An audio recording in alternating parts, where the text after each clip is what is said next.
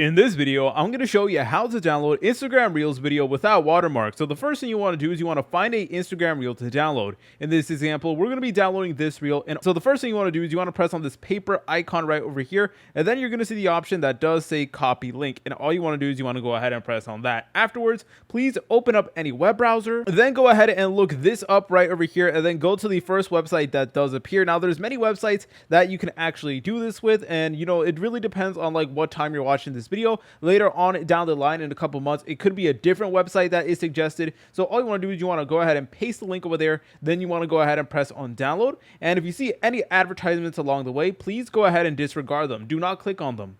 Okay, then you just want to go ahead and press on download video just like so. Go ahead and press on close. Then it is now downloading. Go ahead and press on open. And now, whenever we go ahead and begin playing it, you will notice that there is no watermark and it is looking really good. If you guys found this video helpful, make sure to leave a like and subscribe. I'll see you in the next tutorial.